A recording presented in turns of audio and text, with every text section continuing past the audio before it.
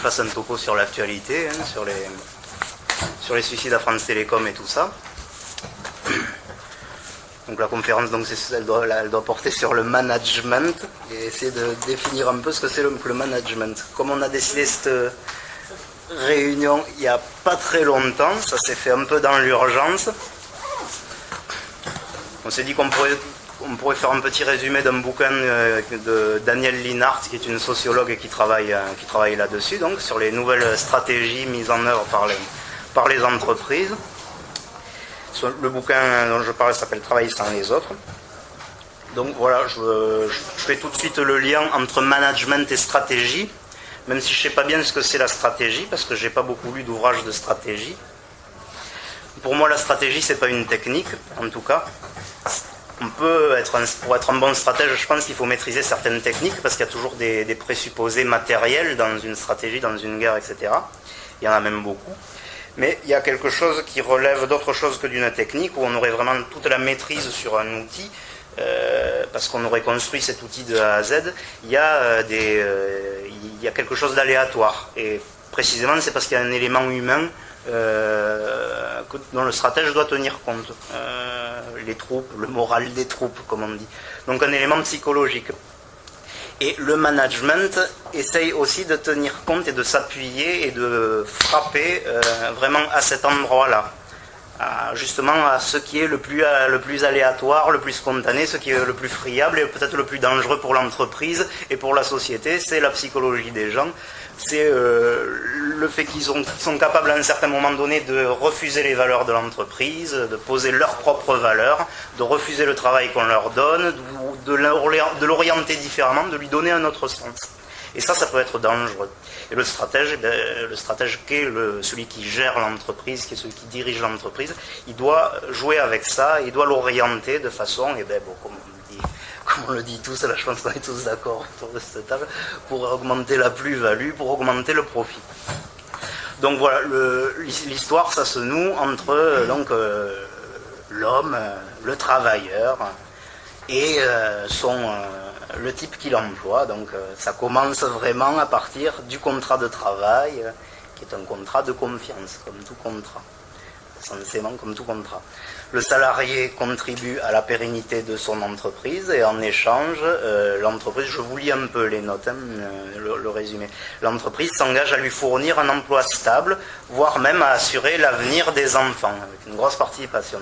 Mais du coup, ça crée un décalage entre ce qui est écrit sur le papier et la réalité. Il y a un décalage entre le travail qui est prescrit et le travail qui est réel.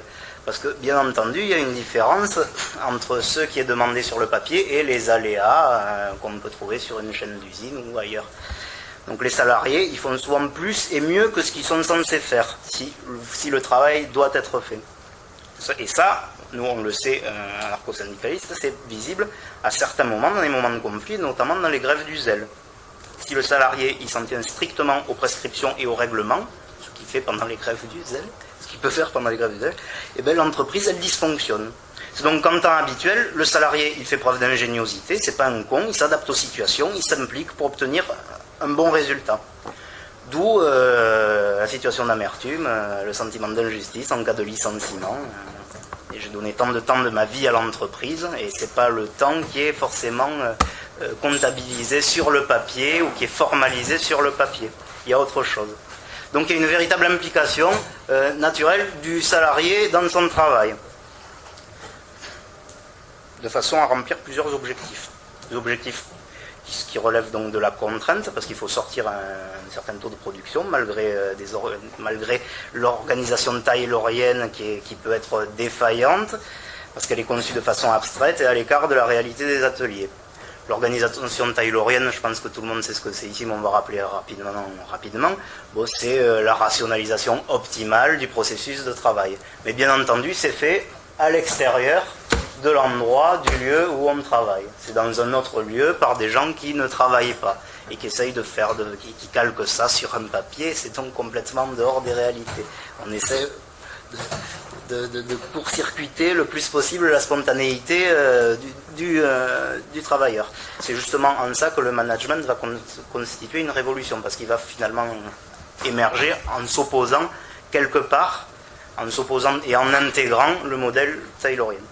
Donc voilà, des objectifs, de contraintes, la nécessité de trouver des astuces, des dispositifs, des agencements pour s'économiser, pour ne pas se fatiguer, qui participe aussi de la volonté de gagner du temps de façon à avoir des moments de loisirs supplémentaires et de fait de discuter, de créer un lien social de façon à ce que le travail soit quand même humain avec les collègues. Et ce lien social se débouche sur l'accumulation collective d'un savoir, d'un savoir-faire, qui est mobilisé donc quelque part clandestinement et qui peut servir de contre-pouvoir, le cas échéant, à la maîtrise, au supérieur hiérarchique. C'est ça qui fait vivre un esprit collectif sur le lieu de travail et fonde une culture ouvrière, une culture syndicale, une culture politique. Donc ça crée finalement quelque part une forme d'équilibre.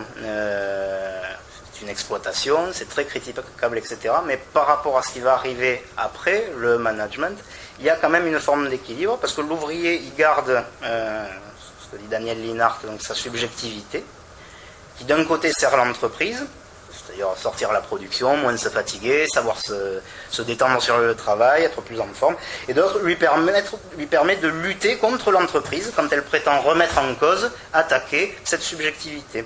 L'entreprise traditionnelle, donc, elle fonctionne grâce à cette subjectivité tout en la réprouvant. Les règlements sont normalement là pour empêcher de trouver des astuces, de gagner du temps pour se détendre et d'accumuler un savoir-faire collectif, clandestin, subversif. Donc, le management moderniste, lui, il va se caractériser au contraire par la reconnaissance de cette subjectivité et la volonté donc de la canaliser, de l'utiliser dans le cadre d'un rapport social voulu plus consensuel. La subjectivité traduit traditionnellement les efforts que font en permanence les salariés pour contrebalancer la violence d'une organisation du travail pensée contre eux. Alors qu'avec le management moderne, la lutte elle se déplace. Les entreprises ne contrecarrent plus la subjectivité, mais ils tentent de la contrôler, de l'intégrer, de la récupérer, pour la rendre productive et la détourner de son objectif traditionnel. Donc la stratégie mise en avant pour ce faire, c'est l'individualisation des salariés. Historiquement, c'est la réponse du patronat, ce que dit Daniel Linhart, à la mobilisation de mai 68, où on se rappelle de certains tags sur les murs, certaines inscriptions, perdre sa vie à la gagner, on ne veut pas perdre notre vie à la gagner, donc la revendication des ouvriers, avoir un travail moins dur, et à ce que leurs personnes soient réellement prises en compte, une certaine forme d'autonomie dans leur travail. Donc il s'agit pour la théorie, la stratégie managériale, de s'appuyer là-dessus pour affaiblir la classe ouvrière en l'atomisant, en l'individualisant. La crise et la croissance du chômage s'installant dans les années 70 et 80 vont renforcer cette individualisation avec une mise en concurrence systématique et mettre plus fortement en scène, de façon à mettre plus fortement en scène l'implication personnelle de chacun. Donc avec les années 70, il y a déjà toute une kyrielle de petites procédures, dispositifs qui arrivent, donc, style les horaires variables, la polyvalence systématique, l'individualisation des augmentations de salaire. Cette mesure qui a pour effet de détruire ces mesures qui ont pour effet de détruire la solidarité de classe des ouvriers. Parce que les différences de salaire sont mal vécues, les différences de statut d'emploi sont mal vécues. Tout ce qui renvoie en creux à l'inégalité des situations entre ouvriers. Comme le dit un ouvrier, donc interviewé par Daniel Linhart, l'individualisation des salaires, nous on était contre en majorité. On voulait une partie identique pour tous et une petite partie individuelle. Ça n'a jamais été retenu. La personnalisation des salaires, ça ne marche pas. Ça crée déjà un manque de dynamique collective. Ça pousse les gens à être individualistes. Et en cela, ça marche très bien pour les entreprises. Les années 80, d'autres mises en place arrivent. La prestation de services en interne. Encore quelque chose. Le collègue devient le client et ou le fournisseur. Donc c'est une façon de casser la solidarité. Comme un ouvrier qui témoigne, certains considèrent le carnet de bord qu'ils doivent désormais remplir en tant que clients et fournisseurs de leurs collègues comme un véritable mouchard à l'égard des autres. Si vous ne faites pas votre rapport, si vous ne signalez pas les défauts sur les produits qui vous arrivent, c'est-à-dire les fautes des autres, vous risquez votre place. Ça fait partie de notre travail. Donc on est obligé de mettre les autres en cause et les collègues, ils deviennent des concurrents potentiels. Et enfin, l'entretien individuel avec le super hiérarchique, ou le supérieur hiérarchique qui explique aux salariés que c'est à lui de fixer ses objectifs, qui seront quand même ensuite évalués au cours d'un second entretien individuel au bout d'un an. Voilà. Une façon soi-disant d'autonomiser, mais d'asservir. Enfin, les licenciements qui équivalent à une stratégie de la terreur. Créer une perte de travail, et pour ceux qui partent, une perte de l'esprit collectif pour ceux qui restent. Qui témoigne, ça a cassé la solidarité. Quand on voyait passer l'ingénieur, on ne savait pas sur lequel ça allait tomber, lequel il allait choisir. On disait juste ouf pour cette fois, mais ça a tout cassé. Le licencié, il ramassait ses affaires, il les fourrait dans un sac poubelle, il ne revenait pas sur la chaîne pour dire au revoir aux copains, etc. Il devait quitter l'usine FISA comme des malpropres, comme des chiens. Maintenant, on a l'impression qu'on va se piquer le travail l'un l'autre. C'est depuis le plan social, depuis qu'on parle de sureffectif. Ça, c'est toujours des entretiens. Enfin, il y a une partie sur laquelle le management va poser, une partie de la subjectivité donc, des ouvriers, c'est la parole. La parole, c'est un marqueur d'identité sociale. Permet de transmettre les savoir-faire, comme on vient de l'évoquer, aux nouveaux venus, et de l'inclure dans un fonctionnement qui n'est pas strictement celui des règlements. Avec la modernisation, cette parole, elle a été récupérée par la hiérarchie, grâce à des groupes de parole contrôlés, quand elle n'a pas purement et simplement disparu à cause de l'intensification du travail, de l'éloignement des postes de travail, etc. La relation houleuse avec la hiérarchie n'était pas le fait de fortes têtes, mais d'une parole collective. Les systèmes de management américains, eux, pour court-circuiter tout ça, par exemple, ils utilisent le tutoiement. Tutoiement qui est censé gommer la matérialisation de la hiérarchie et mettre tout le monde, en dépit de la réalité, sur un pied d'égalité. C'est une négation de la lutte de classe et des classes elles-mêmes. L'entreprise est une grande famille dans laquelle tout le monde se tutoie et dans laquelle chacun est seul face au chef. Et ça, c'est vraiment quelque chose qui est fondé sur la négation de la lutte des classes. Je vais vous citer une parole d'un DRH de je ne sais plus quelle entreprise. Chaque salarié doit s'investir comme s'il était actionnaire, propriétaire de son outil de production. Ça, c'est une négation totale de la lutte des classes. Donc, de fait, il y a une déstructuration de l'identité collective ouvrière, avec ses codes, ses valeurs, sa morale, inscrite dans un rapport de force, avec une conscience commune liée aux enjeux fondamentaux de la société, au profit d'un rapport qui va être, lui, plus individualisé, plus fragmenté, personnalisé, à l'entreprise et au travail, et qui l'éloigne en fait des autres, des collègues, mais aussi de la société, qui plonge chacun dans le vide de la confrontation permanente avec soi. Vraiment dans une espèce de solipsisme. Le salarié souffre de la perte de la dimension collective, de la conscience de classe, de la contestation de l'ordre établi, de l'entraide de classe.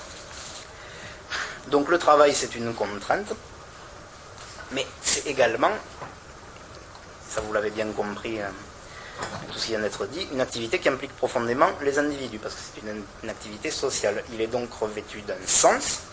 Et si ce sens est uniquement de se conformer aux exigences de rentabilité de l'entreprise, le salarié se sent hors de la société. Il n'a plus de prise avec un universel ou avec des universaux, tels que l'humanité, tels qu'une morale, etc. Je sais que dans le milieu, dans beaucoup de milieux d'ailleurs, on critique vachement la morale ou les valeurs morales. Moi-même, j'adore, il y a un auteur que j'aime beaucoup, c'est Nietzsche, c'est pas un grand anarcho-syndicaliste, mais je trouve qu'il a une critique de la morale qui est tout à fait intéressante. Pour autant, je trouve qu'on est vachement hyper critique avec la morale. Moi, il me semble qu'il y a des salopards, et il me semble qu'on doit dire que ce sont des salopards, il me semble que l'État et les capitalistes, ce sont des salopards, et il y a des gens qui, de fait, sont innocents. Et moi, ça me semble pas être une naïveté que de le dire. On a souvent tendance à remettre en cause ça. Et de fait, je pense que c'est aussi ce qui manque au mouvement social, quoi. C'est qu'il a peur, parce qu'il a peur de réintroduire une forme de manichéisme, etc., en voulant réinjecter des fondamentaux moraux. Alors qu'en cela, il se tire une balle dans le pied. Et on parle souvent, quand on critique la morale, on parle souvent d'éthique. Mais même ça, je trouve que c'est pas tout à fait, c'est une petite digression, même ça, je trouve, c'est très bien l'éthique, effectivement, mais même par rapport à des enfants, quand tu es au contact d'enfants, tu peux pas lui parler d'éthique, parce que l'éthique, c'est déjà un cheminement intellectuel pour savoir ce que c'est une éthique. Alors tu parles de morale. Et effectivement, il s'agit de ça. quand tu es là de plein pied dans une situation comme ça, tu as un universel qui doit émerger, parce que c'est ancré en nous, et c'est pas quelque chose de fondamentalement mauvais, un code moral, des valeurs, comme ça.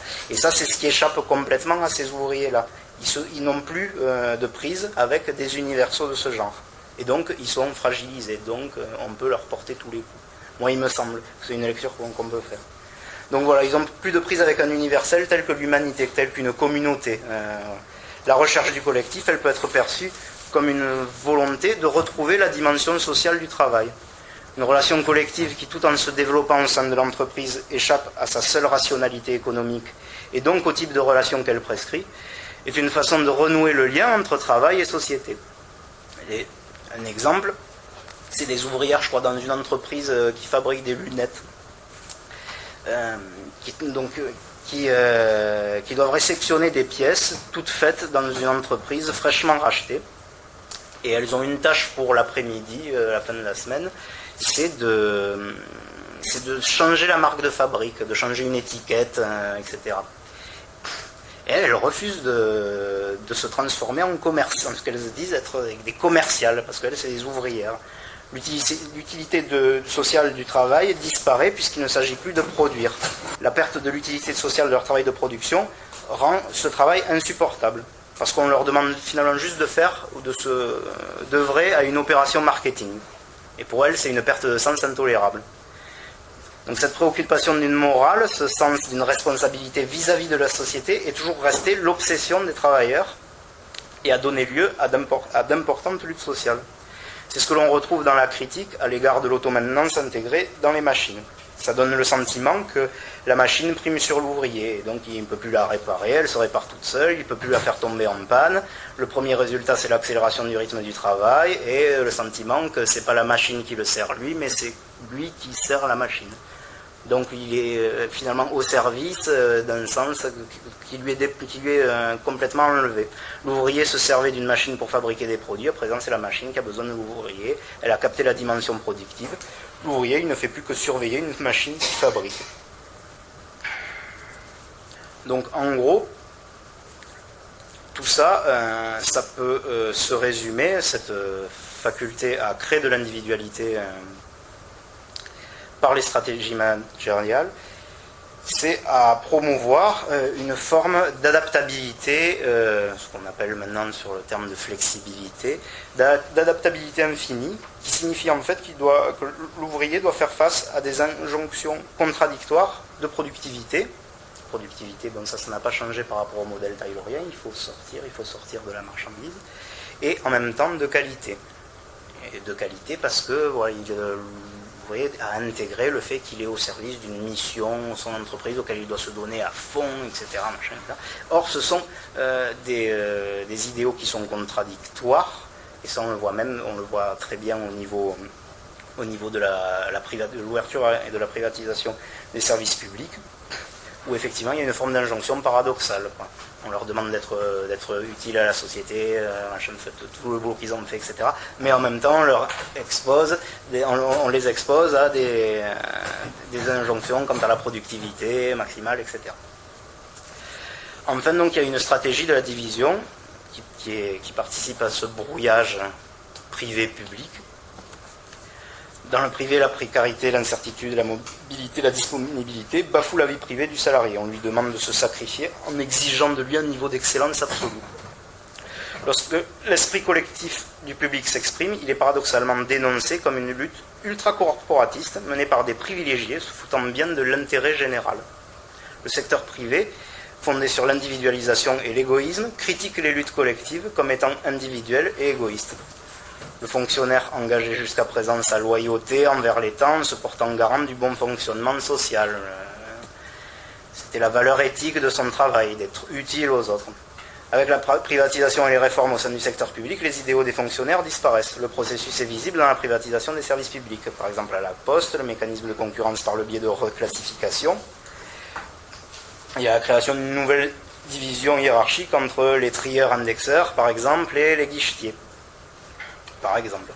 Perte du sens du travail, plus aucun souci de la qualité du service, illustré par l'embauche de contractuels dans le seul but de rogner sur les coûts, ce qui crée une division au niveau de différentes classes de salariés, entre des contractuels, intérimaires, etc. Individualisation du commissionnement, prime à la vente sur les produits de la poste. Et comme le dit un postier, à cause des ventes maintenant c'est chacun pour soi, on a des objectifs, on doit servir le client très vite, vendre au maximum, et si les papiers sont mal remplis, tant pis. Dans la privatisation, les inquiétudes sont donc davantage focalisées sur la remise en cause de la finalité symbolique, éthique du travail, son sens, que sur l'avenir personnel. Bon, on pourrait citer plein d'autres exemples sur EDF, pareil, sur le fait que les agents ne se connaissent plus du coup, parce qu'on engage effectivement, on sous-traite, etc.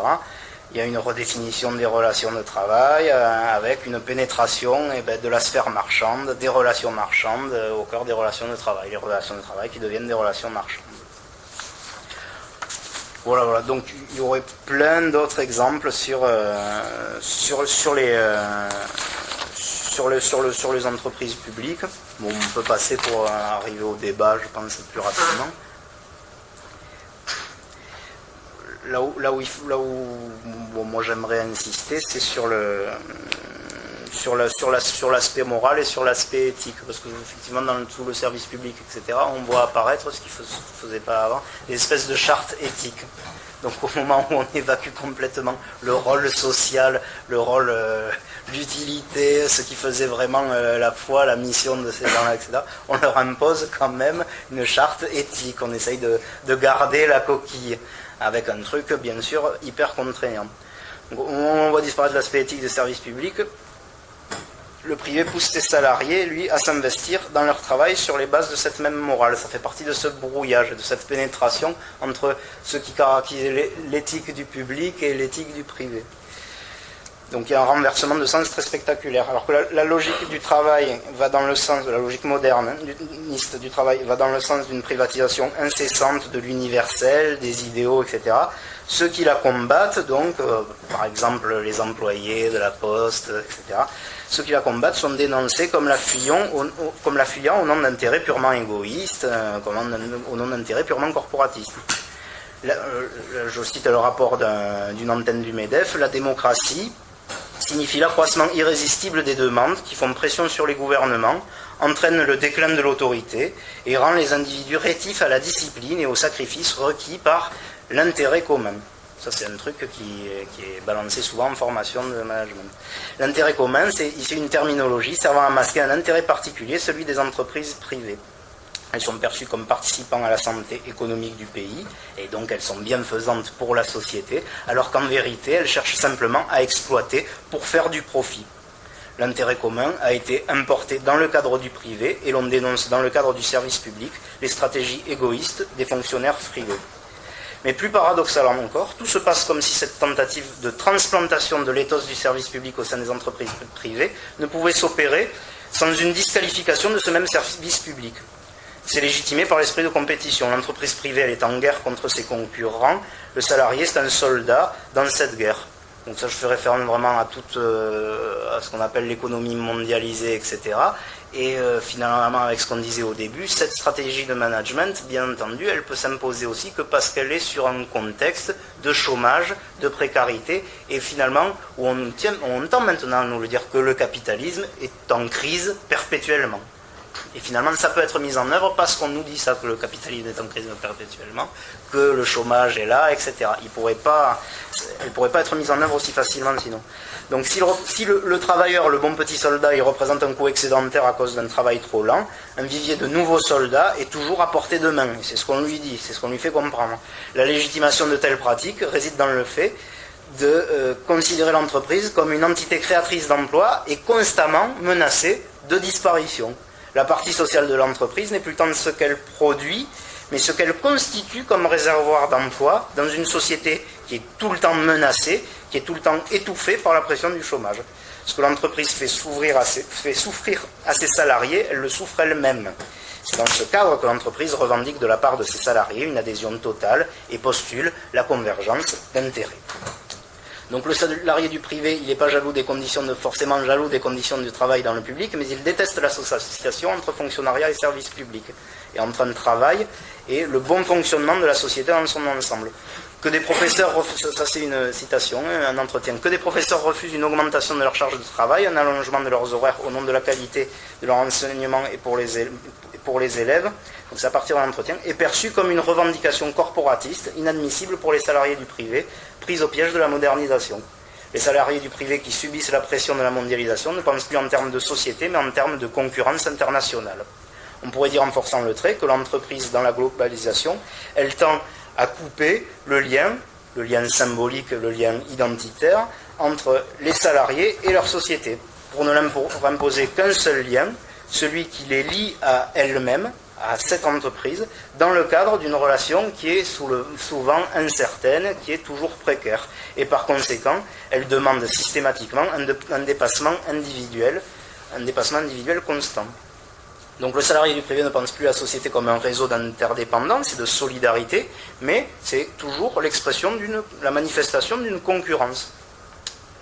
Le fonctionnaire, lui, est celui qui refuse de s'engager dans cette guerre, non parce qu'il y verrait un risque d'accroissement des inégalités et de perte d'idéaux, on va dire, républicains, mais par simple égoïsme, selon le salarié du privé. Comme dans toute guerre, la délation pour déloyauté est incitée.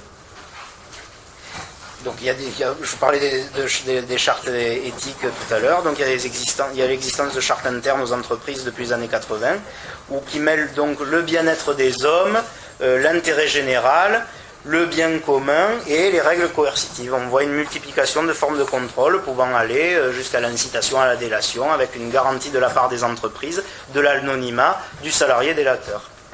Donc le salarié du privé, il offre sa loyauté à une entreprise en s'engageant à participer à son implantation sur le marché international et à sa croissance.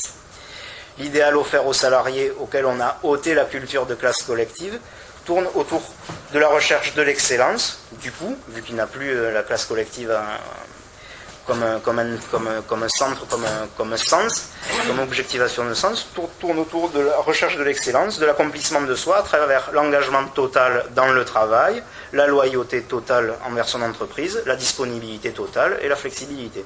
Pour les salariés du privé, il faut désormais se dévouer, se donner, s'identifier, comme les agents du service public, à la cause de leur entreprise, mais toutefois avec deux différences de poids.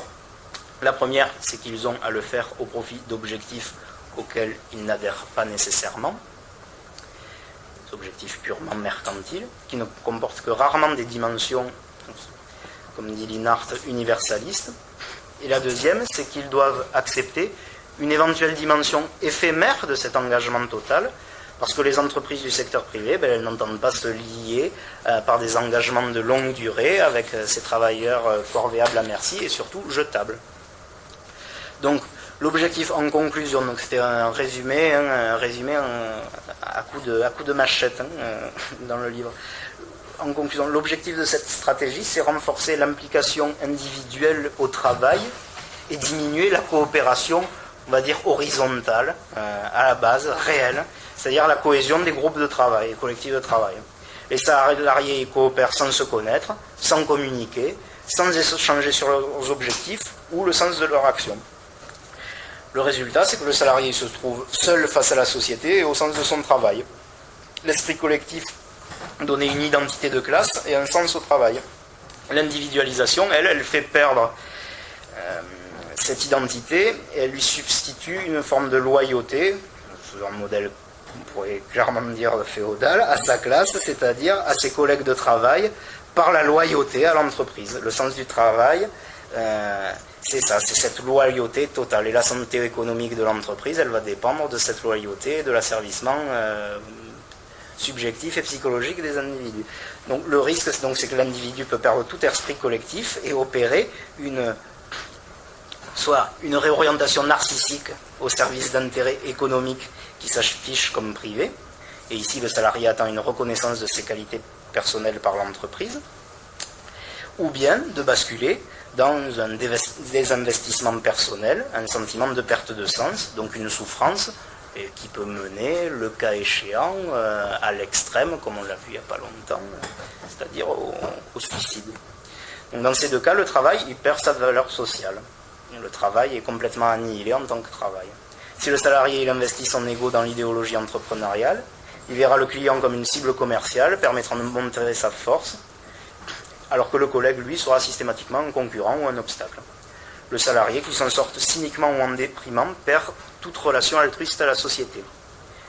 Et donc il y a une perte morale du sens du travail et quelque part à long terme une menace de fissure pour la société parce qu'elle est attaquée dans ce qui la fonde, ne serait-ce qu'une simple perception d'une universalité de la société, des rapports entre les gens, de l'intersubjectivité, de rapports altruistes. Donc comme on parlait de Castoriadis souvent, voilà, il y a en même temps le mot de la fin, il y a en même temps des individualités, une fragmentation de la société, une individualisation croissante, constante de la société, un émiettement, un morcellement, et en même temps, avec cette espèce de prise en charge narcissique par le salarié, une espèce d'homogénéisation de l'imaginaire social. L'imaginaire social tend à être complètement nivelé. Je parle de réorientation narcissique, mais donc on a dit que ça pouvait aussi arriver à une espèce de nihilisme, effectivement. C'est la réorientation narcissique, c'est comme ils disent les psychologues, dans le cas où il y a résilience, où l'individu arrive malgré tout à rebondir, à montrer qu'il va être un loup pour les autres et arriver à les bouffer. Voilà ce qu'on pouvait tirer du bouquin de Daniel Linhart, donc, qui est pas du tout révolutionnaire dans son approche des choses, qui est plutôt républicaine. Je me suis appesanti surtout sur les conditions de travail des salariés privés, parce que c'est ce qui attend quand même le public, grosso modo. Je ne me suis pas appesanti sur la transformation graduelle des conditions de travail public, sinon ça serait trop long. Voilà. Je crois que je très bien sur Linhart. Moi je crois qu'aujourd'hui nous rentrons dans le 13e millénaire avec une société qui d'un côté crée 1 milliard à l'heure actuelle, 1 milliard de victimes économiques lors de faim actuellement, et de l'autre côté une grande misère, un grand désespoir. Et l'intérêt de ce que tu nous as dit, c'est qu'on arrive à décrypter le pourquoi de cette grande misère, de ce grand désespoir dans la classe ouvrière, qui est quelque chose de relativement nouveau à ma connaissance, puisque des conditions de travail difficiles, il y en avait il y a des siècles, et les gens ne se suicidaient pas pour autant. Ce que l'exposé fait ressortir, il y a 3 points assez nouveaux de l'organisation de l'entreprise. Le premier point est l'atomisation, je l'ai longuement décrit, l'atomisation du salarié. On a utilisé, l'idéologie capitaliste a utilisé cette atomisation du salarié, effectivement, une approche narcissique.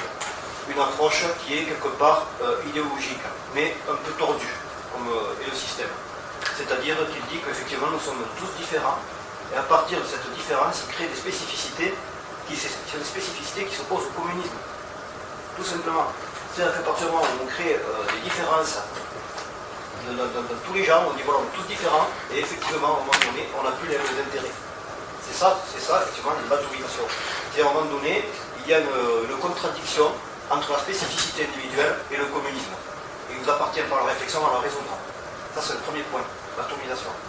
Le deuxième point, c'est le recours à l'injonction paradoxale. C'est très nouveau aussi. La double contrainte. Tu en as cité une, c'est le cas typique du postier. Alors lui, ou du fonctionnaire, lui, il doit à la fois aider les personnes âgées, mais en même temps être rentable. C'est tout proprement impossible. Voilà. C'est-à-dire que l'individu, une fois qu'il est atomisé, après il est écartelé. Bon, ça c'est assez nouveau. Le troisième point, tu l'as aussi très bien souligné, c'est effectivement l'interdépendance économique. Nous vivons dans une économie, tout le monde le dit, mondialisée. Et effectivement, là aussi, il y a une contradiction. On ne peut pas être autonome dans une économie hétéronome. Voilà. C'est-à-dire qu'à un moment donné, là aussi, il faudra réfléchir à des modes de production autonomes si on veut être autonome. C'est-à-dire que pour contrôler la production, il faut la contrôler dans son entier. Il ne faut pas simplement avoir des parcelles. Ce n'est pas le problème uniquement de l'utilité sociale du travail, c'est aussi le contrôle de nos propres vies à travers ce qu'on produit. C'est beaucoup plus important que ça. Ce n'est pas simplement être utile à la société. C'est-à-dire qu'il faut savoir, quand on réalise quelque chose, où ça va et d'où ça vient. Et les ouvriers en Molex, s'il le faut, ils fabriquaient des armes, ils n'en savaient rien. Ou du moins leurs composants rentraient dans les missiles. Voilà, un composant électronique, ils n'en savaient rien. Ils font un composant électronique et après ça va massacrer 10 000 personnes quelque part. Donc ça, ce sont 3 points absolument nouveaux, modernes et fondamentaux sur lesquels toute réflexion anarcho-syndicaliste doit peser pour avoir un discours par rapport à la place ouvrière et paysanne, par rapport aux gens qui travaillent ou qui sont précaires. C'est la même chose. Parce que tu l'as bien dit, les précaires ne sont jamais que l'armée de réserve, donc ça par contre c'est pas nouveau, du patronat. Et le patronat considère effectivement les salariés comme ses soldats. Mais ça non plus, tout ça c'est pas tellement nouveau. Là.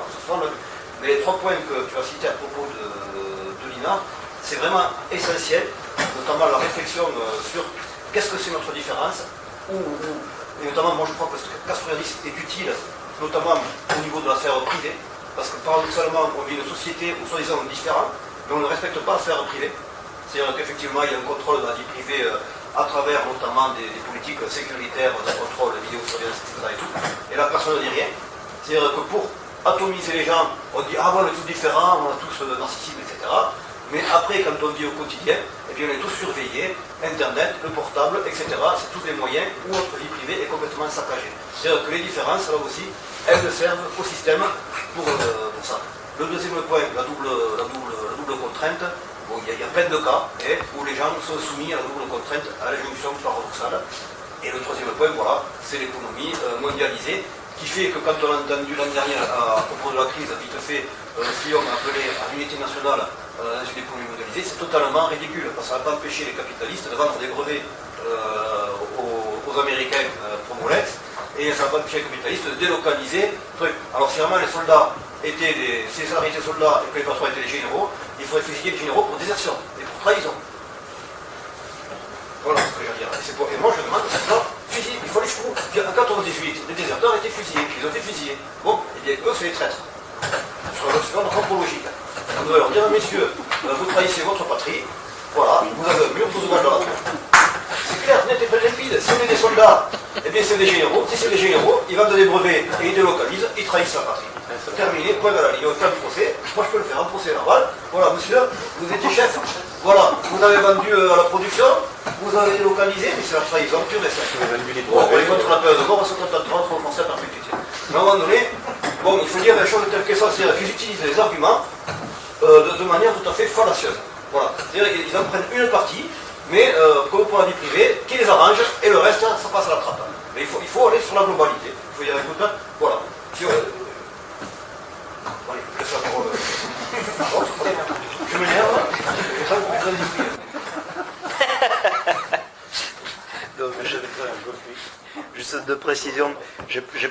Ça, j'en ai pas trop parlé des histoires, donc effectivement, j'ai lu un autre bouquin qu'elle a écrit sur les différents plans de licenciement jusqu'à la fermeture de l'usine Chausson.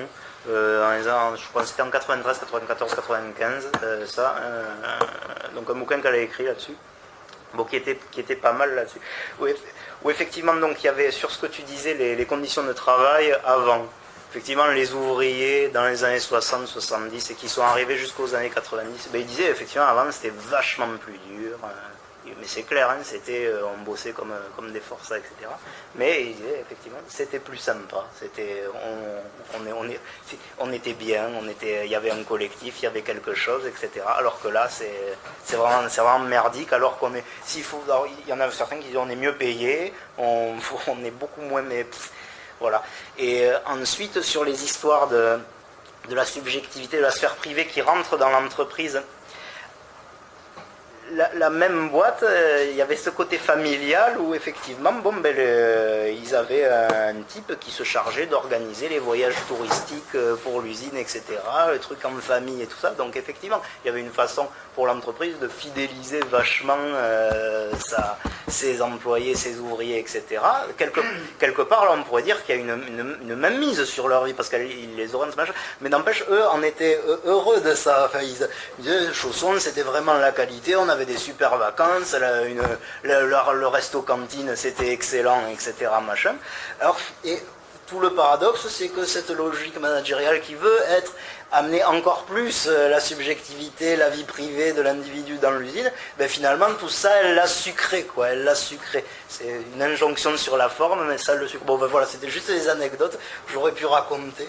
Voilà. Mais sinon, effectivement, voilà, ça, s'ils le disent, c'est souvent, clairement, pour les vieux ouvriers, c'était plus dur avant, et c'était mieux, on le vivait mieux, le boulot. On était mieux, on était dans une communauté, il y avait un sens, quoi. Voilà. Le débat. Pour ceux qui ne nous connaissent pas, il y en a, on se connaît, on est des militants du courant communiste international. Bon, d'abord, je veux vous remercier de nous accepter dans notre discussion.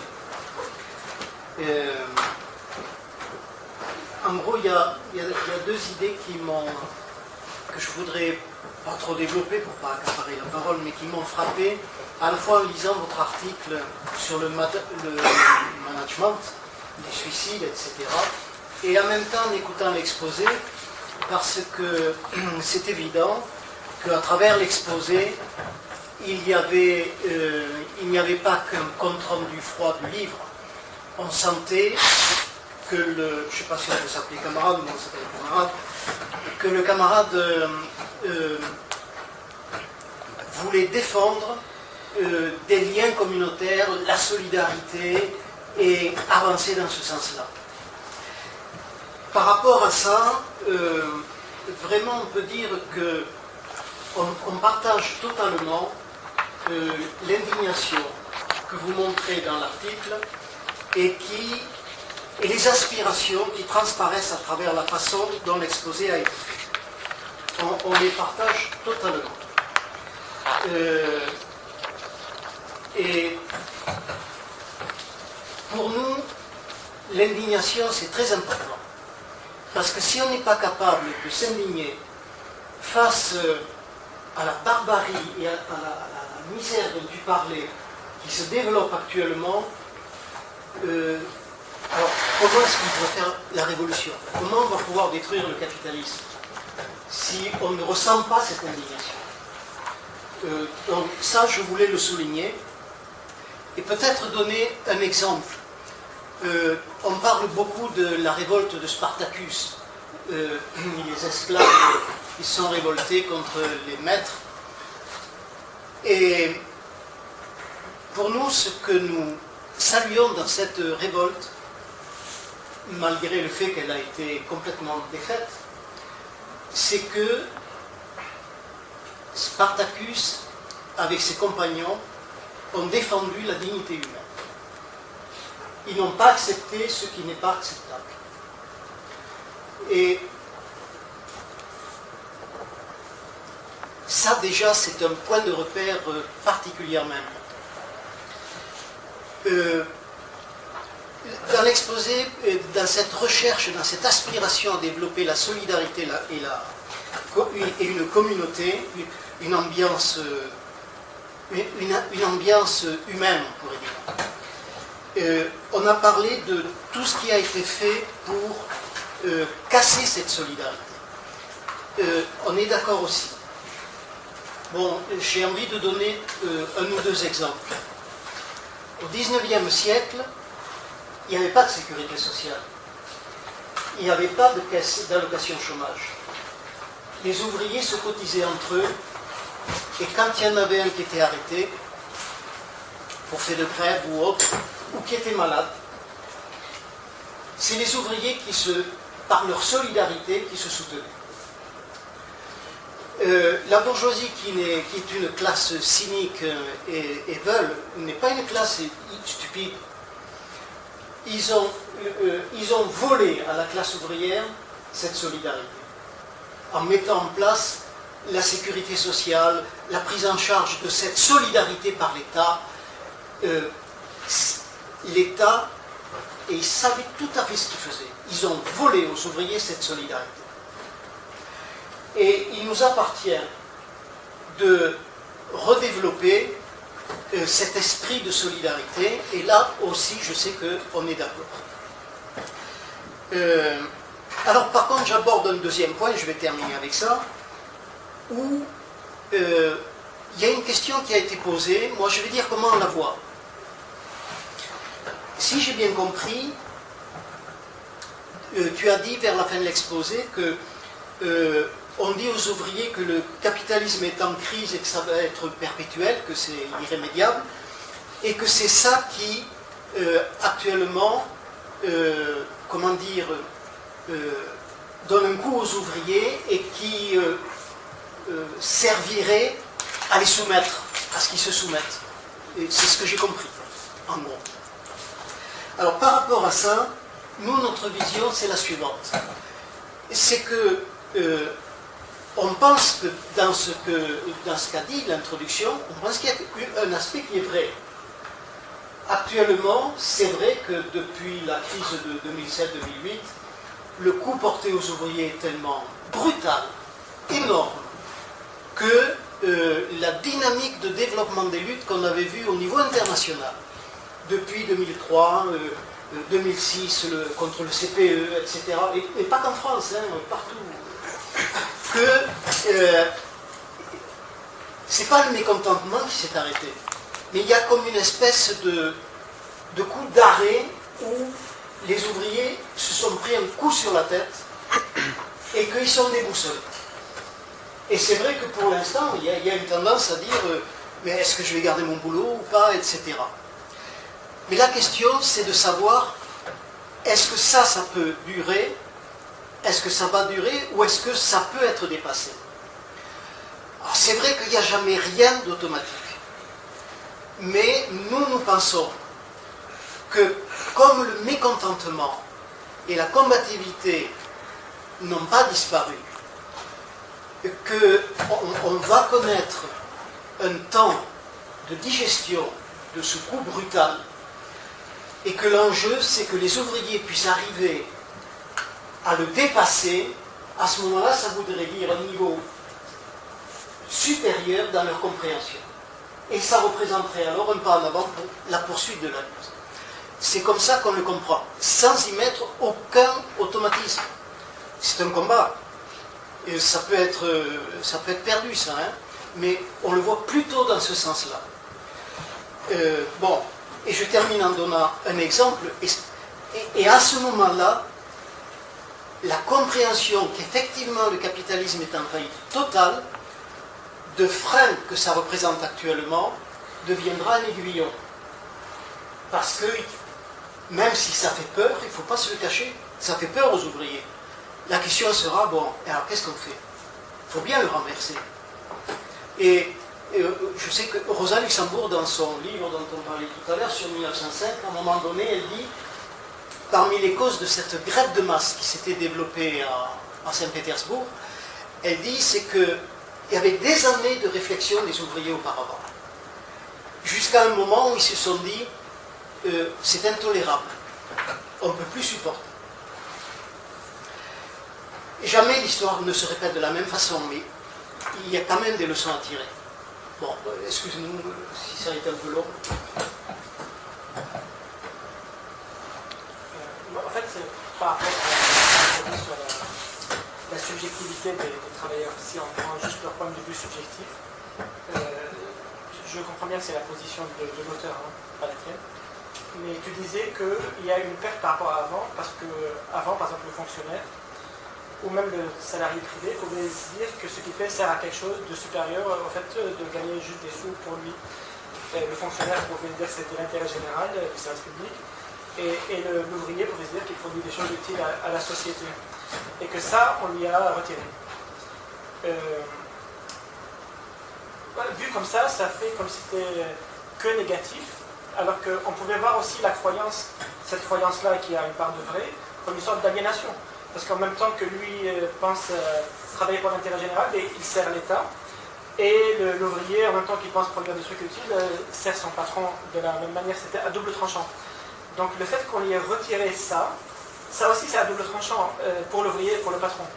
Pour le patron, parce que soit ça veut dire qu'il est tellement en position de force qu'il n'a même plus besoin de faire croire à des conneries de ses enfants, qu'il peut dire la vérité brutale que en fait, non, c'est pour les sous, et c'est tout.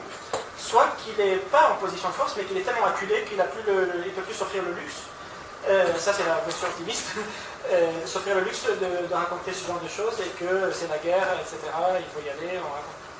Et pour l'ouvrier, c'est la même chose. Soit c'est le désespoir, soit c'est une sorte d'une désillusion qui est lucide. C'est-à-dire que là, il voit de manière nue sa condition, qu'effectivement, il voudrait que ça serve à quelque chose.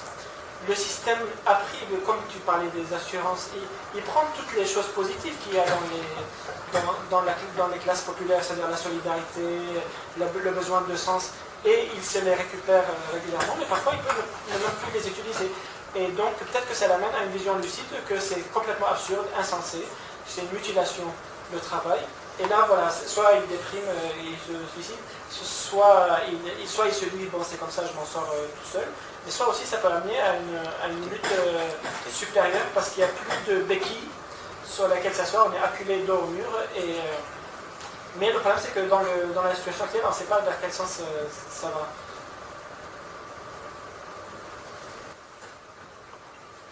Mais pour te répondre, effectivement, il y a, dans l'autre bouquin que je citais sur l'histoire de Chausson, elle faisait cette tripartition-là.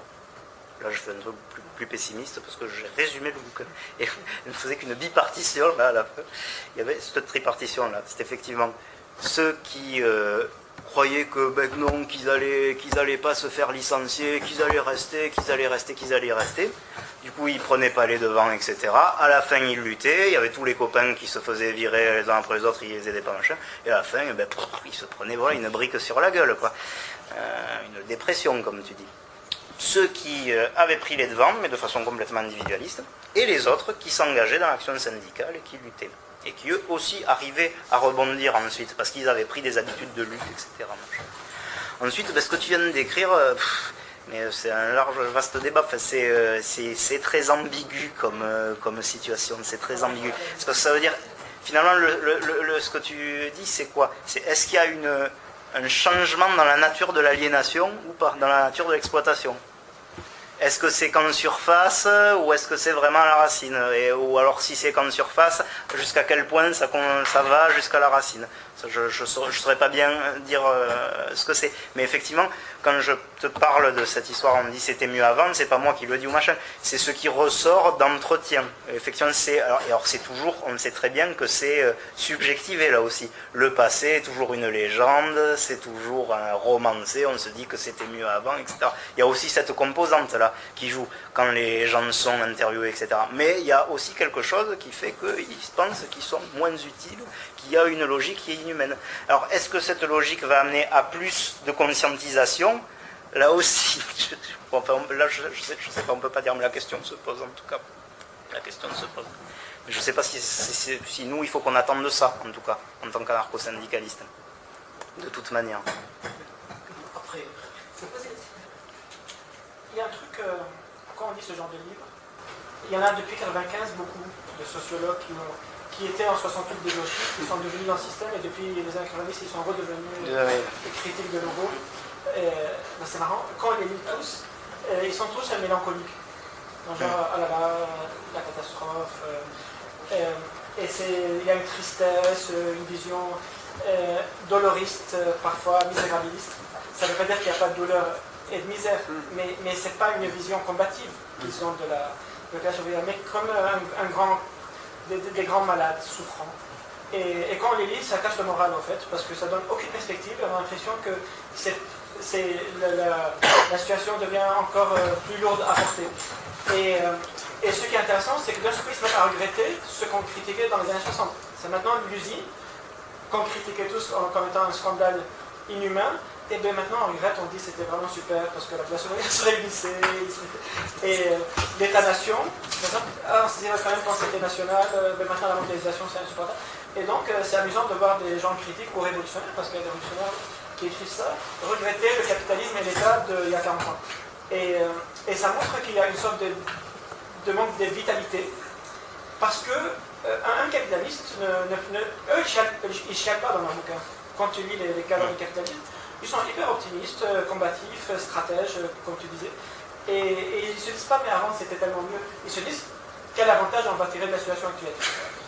Et normalement, nous, on devrait faire la même chose, se dire, bon, au lieu de chialer pour dire ah, c'est terrible ce qui se passe, se dire, bon, la situation est comme ça, comment on peut la retourner, comment elle peut travailler pour nos intérêts à nous. Et ça, c'est absolument absent de toute cette sociologie-là. Et même, je pense, dans le rang aussi, il n'y a pas beaucoup de réflexion qui parle de la réalité telle qu'elle est et qui se dit comment elle pourrait nous servir. Le fait que maintenant les ouvriers sont éclatés, atomisés. C'est le cas. On n'a pas les moyens, nous, de les réunir de nouveau. C'est le cas. Bon, il va falloir réfléchir comment faire avec des gens qui sont isolés. À partir de cette réalité-là, quel levier, quel avantage, quel désavantage pour l'État, pour le capitalisme il y a là-dedans. Et cette réflexion n'est jamais faite. Je m'étais inscrit, mais je partage totalement ton point de vue en lisant donc ces deux bouquins. Alors, je ne sais pas si c'est le fait d'anciens militants déprimés maintenant, mais j'ai l'impression que c'est vraiment le point de vue universitaire, de profs d'université républicains, enfin, qui sont devenus républicains en tout cas. Et effectivement, il n'y a aucune fenêtre de tir. C'est-à-dire, on dit ça, et on dit ça devrait changer. Donc, en gros, on espère que ce soit un parti qui amène la sauce, etc. Parce que c'est des individualités qui doivent changer, mais jamais une... Donc, c'est pour ça que je te disais, voilà, sur le fait que si ça se conscientise, quelque part, c'est ce qu'ils attendent. Ils sont tellement dans la mouise, ils vont quand même finir par se conscientiser, quand même, tu vois. Mais bon, enfin, nous, on ne peut pas jouer avec ce genre de stratégie ou d'argument, parce que là, pour le coup, ça serait jouer avec un truc mécanique ou déterministe. Ils vont de plus en plus se conscientiser parce qu'ils souffrent de plus en plus. Mais ça, on sait très bien que ça ne va pas de pair. Mais effectivement, ça a un côté aseptisé presque, alors que c'est assez explosif. Ça parle de trucs très explosifs et ça a une forme aseptisée. Voilà. Mais par contre, sur les histoires de partir de la réalité, etc., moi, quand j'insistais sur les histoires de morale, c'est parce qu'effectivement, il me semble que ça manque. Par contre, je dirais juste au niveau du milieu anarchiste. Je dis pas dans d'autres secteurs critiques, mais au niveau du milieu anarchiste, il me semble que ça manque. Ça. On a peur de se servir de ça. Voilà. Et on ne se sert pas. On le porte. Oui. Bon, simplement pour... Parce que bon, il y a de façon très juste toute une description de la réalité de ce que vit le prolétariat aujourd'hui. Pour nous, il nous semble important. Parce que quand la question de la perspective est posée, parce qu'on est avant tout révolutionnaire, quand la question de la perspective est posée, il nous semble important de voir que le problème se situe dans un cadre plus large et plus profond. Ça ne remet pas en cause le fait de voir concrètement ce que le prolétariat vit dans sa chair au quotidien. Le chacun pour soi, l'atomisation, l'aliénation. Mais si on veut pouvoir apporter une réponse, en tant que révolutionnaire, donner des directives de combat qui se placent dans une perspective, et aussi comprendre qu'en dehors de cette atomisation du prolétariat, il y a quelque chose que le prolétariat ressent en tant que classe. Donc, pour nous, c'est important donc de partir de cette vision plus large et plus profonde, celle qui pour nous, dans la gauche communiste et CCI, est une donnée fondamentale, c'est celle de la prise en compte du fait, dans la situation actuelle, que le capitalisme ne peut plus rien apporter à l'humanité. Qu'il est un système, nous l'avons dit, en complète décadence depuis 80 ans, qu'il est en système en crise ouverte depuis les années 60, et que dans sa recherche effrénée du profit, effectivement, il tend à quadriller l'ensemble de la société. Il tend à essayer d'extirper de multiples façons, qui ont très bien été décrites, le maximum de profit, essayer de faire face à sa crise, mais avant tout une crise qui est insoluble, qui n'a pas d'issue, qui fait que c'est un mode de production qui doit disparaître, qui ne peut disparaître que, effectivement, par la force du prolétariat. Et c'est important de comprendre ça, parce que la situation du prolétariat est liée, sa situation individuelle, son atomisation est liée à cette pression terrible que fait peser sur lui le capitalisme aujourd'hui.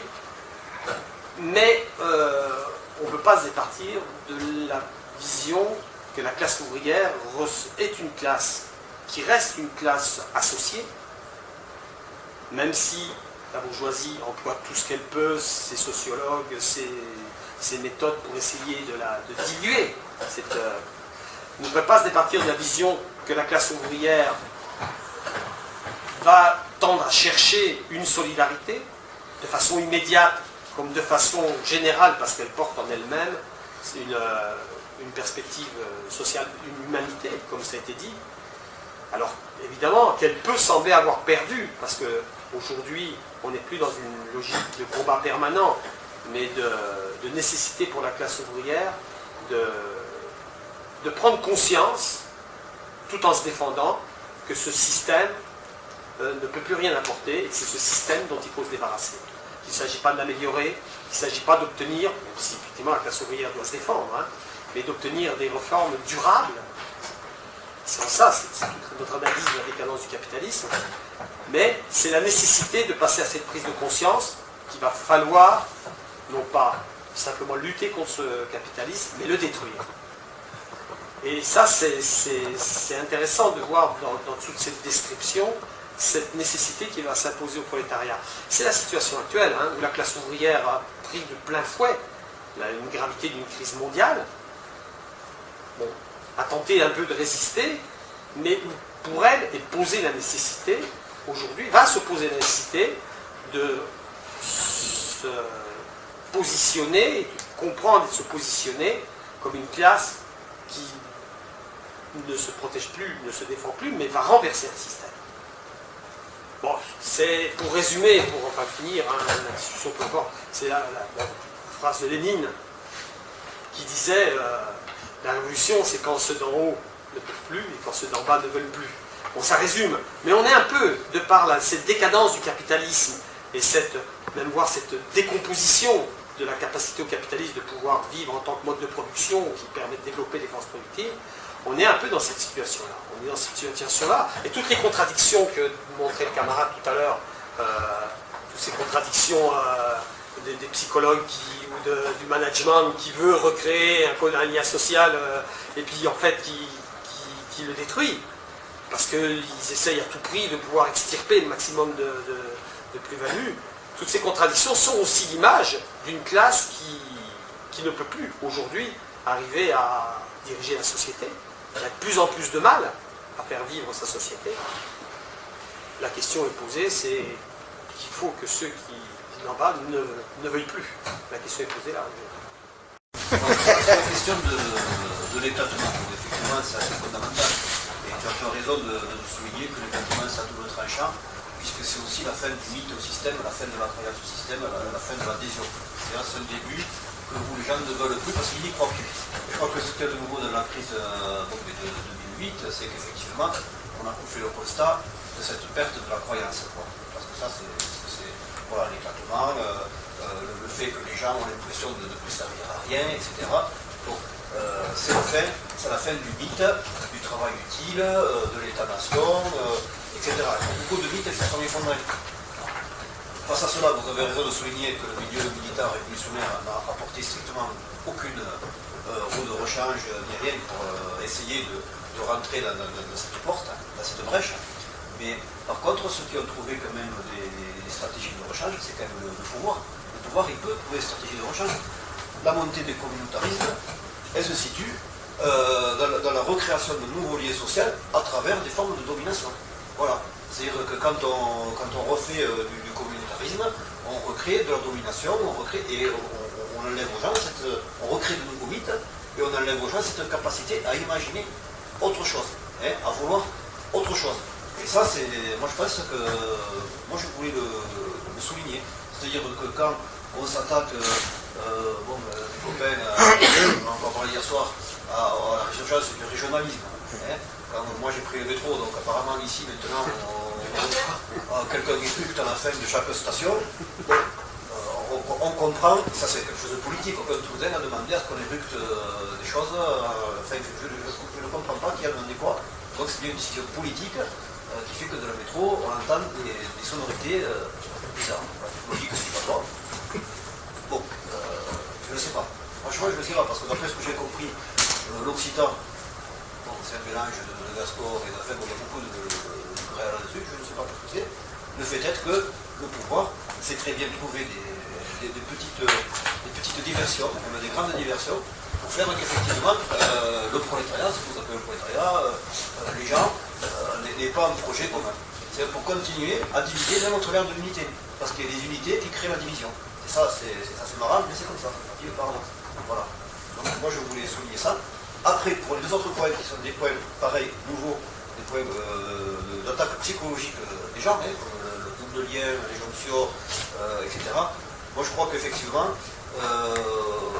il faut recréer des espaces d'échange, au moins au départ entre les militants. Parce que ça c'est très important. C'est très important que des gens avec qui on soit en désaccord sur pas mal de points viennent aussi exprimer ce qu'ils ressentent. Ça fait partie du fait que, eh bien, ça donne des forces. Voilà, parce que on tombe d'accord quand même sur certains points, et c'est quand même l'unité, la véritable unité. C'est le fait qu'on ait ensemble des mêmes perspectives, etc. Elle se crée aussi dans les discussions. Voilà. Et si vous regardez bien, le système il met tout en place pour que les gens ne discutent plus. On n'a pas parlé du poids des technologies modernes. Et bon, vous voyez bien dans la rue, vous prenez le métro, alors non seulement on est en Occitan, et c'est des blancs que pour les gens qui n'ont rien dans les oreilles. Parce qu'il y a plein de gens qui ont des choses dans les oreilles dans le métro. Bon, et là ils écoutent de l'anglais certainement. Bon, je ne sais pas, des chansons. Donc personne, tout est fait, tout est créé pour que les gens ne se parlent plus. Donc il faut créer, quand on nous dit, bon, ouais, mais qu'est-ce que vous faites quoi, et créer des lieux d'échange, de réflexion, où effectivement on pose les contradictions. Le système est bourré de contradictions, on les pose clairement. Et ça c'est important. C'est important parce que on a parlé tout à l'heure du moral des gens, mais ça remonte le moral. Quand on voit quand même qu'on est un certain nombre, venus d'horizons différents, à dire, mais là, effectivement, il y a des points de faiblesse. Le système a des points faibles. Le problème, c'est que lui-même est en train de les résoudre, ces points faibles. Donc c'est aussi une course contre la montre. C'est voilà.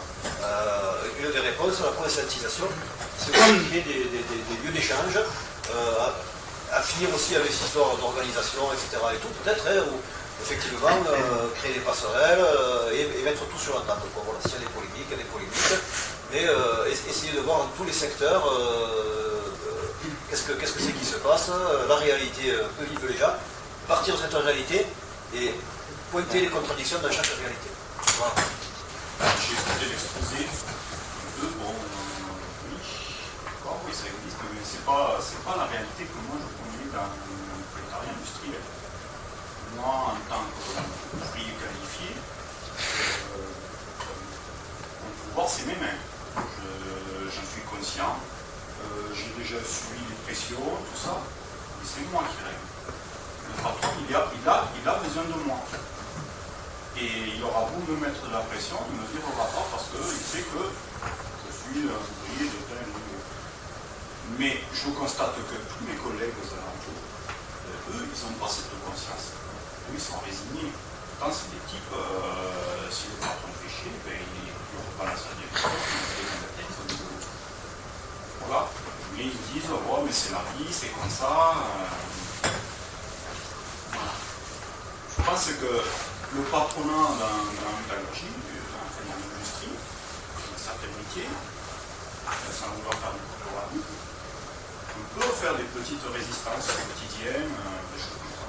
Ce que tu parlais, moi je pense que c'est surtout dans le prolétariat, les employés, les gens qui sont magasinés, les magasins, c'est-à-dire des boulots où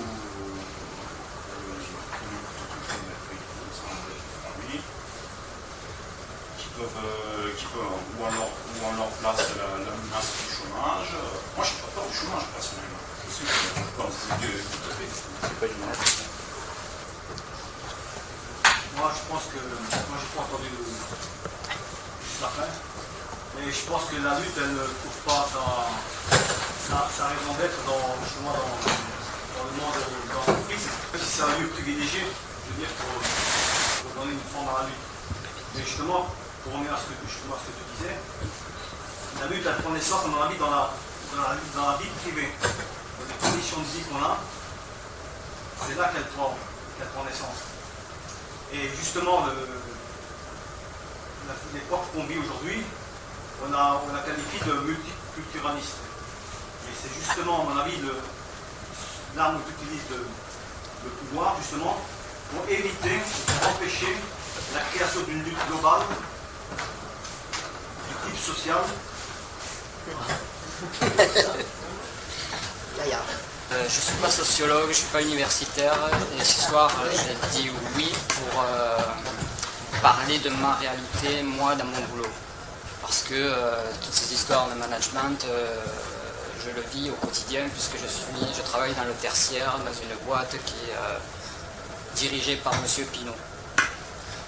Donc tout ce que tu as dit, en gros, en théorie, c'est ça. J'ai retrouvé dans ce que tu as dit le cahier des charges qui viennent diviser en 3 parties entre le travail minimum, ce qu'on appelle le plus et le plus. C'est tout ce qui est notre chiffre d'affaires qui va être généré par la suite. J'ai retrouvé... grosso modo, j'ai retrouvé. Moi-même, j'ai été amené à faire des formations sur le management. Et quand toi, tout à l'heure, tu disais que le système était en train de travailler sur le fait de corriger ces contradictions, il le fait très bien et encore plus dans l'entreprise. Par le biais de formation, de jeux de rôle, etc. Par exemple, la ségrégation à l'embauche, on nous fait faire des jeux de rôle.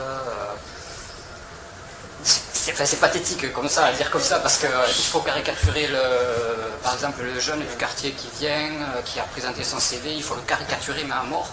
Et nous en face, on doit lui dire non, vous pouvez pas, il faut trouver les mots. Et moi, pour le moment, ils m'ont épargné ce truc-là. Mais bon, j'ai été confronté à ce genre de pratique. Après, tu disais dans le privé, et encore une fois, je parle que dans le tertiaire et dans le commerce, parce que les autres branches, je ne connais pas. Tu disais, dans le privé, les patrons, est-ce qu'ils parlent cash de pognon à leurs salariés? Eh bien oui. Tous les jours, on a droit à notre polycope, chiffre d'affaires par employé, ratio service vendu par matériel, valeur du stock, etc., etc. Tous les mois, on a droit à notre réunion mensuelle, les objectifs du mois, ce qu'il faut atteindre, ce qu'eux ils appellent le VIM, c'est le variable mensuel, etc., etc.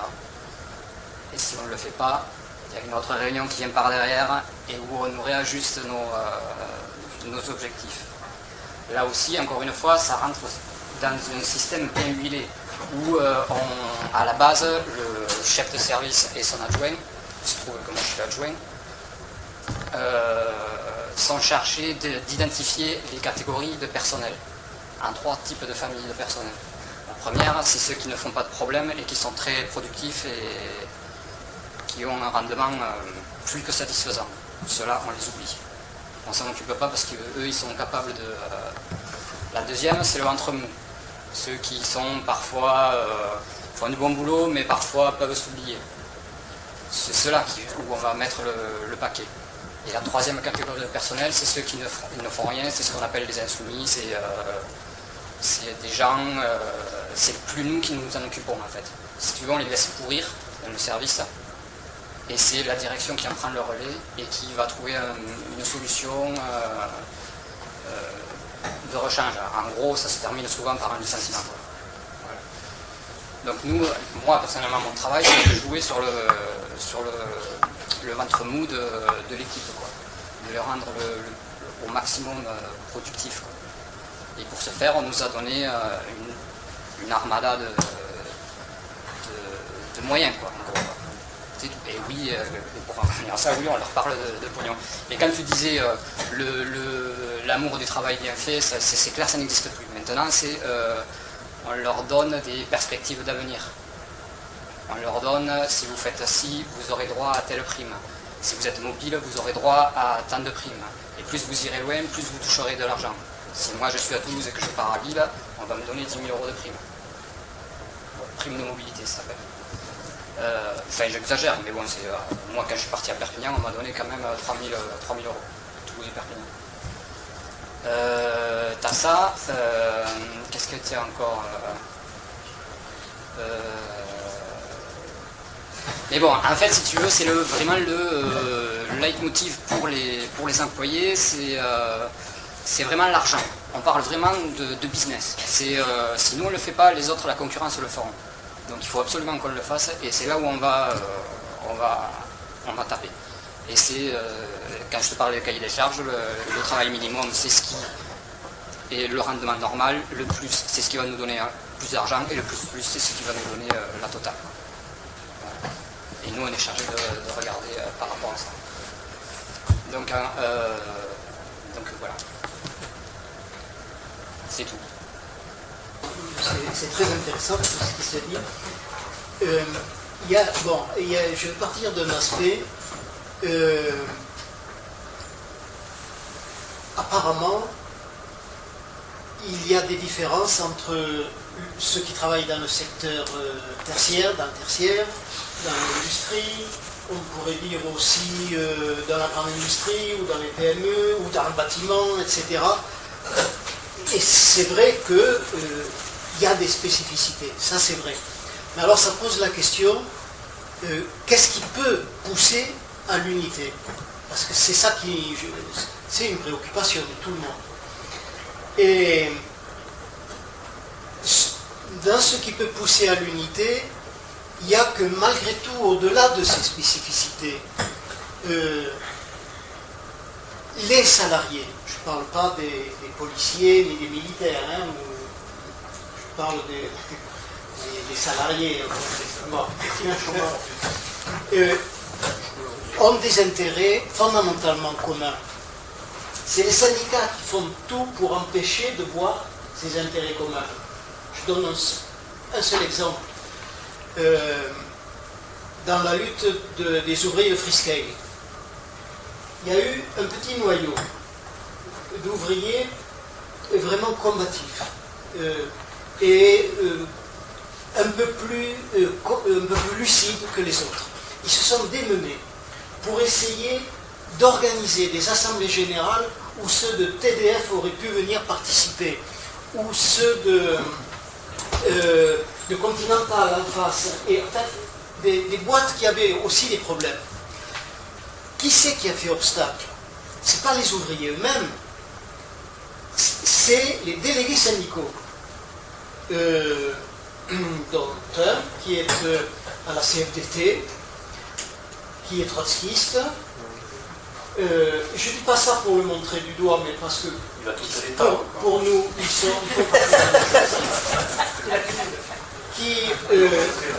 qui ont dit à ces ouvriers, mais pourquoi vous voulez faire une assemblée générale commune avec ceux de TDF, mais on n'a pas les mêmes problèmes, c'est pas pareil. Donc, il faut bien se dire qu'il y a quand même chez les ouvriers, parce que ces ouvriers-là, ils ne sont pas aussi syndiqués, il y en a qui poussent dans ce sens de chercher l'unité. Mais la bourgeoisie a ses garde-chiourmes pour casser ces tentatives. Alors, comment ça peut aboutir? Et là, j'arrive... et est-ce qu'on a des chances aujourd'hui de faire le dépassement qu'on évoquait tout à l'heure? Si je disais que nous pensons que la plus grande chance est d'aller dans un sens de dépassement positif, quel temps ça va prendre, ça on ne sait pas, c'est parce que... Bon, nous on réfléchit comme ça. Il nous semble important de distinguer des périodes dans l'histoire du mouvement ouvrier. Il y a des périodes où les ouvriers sont complètement laminés, abattus, et déboussolés. Par exemple, pour nous, les années 30.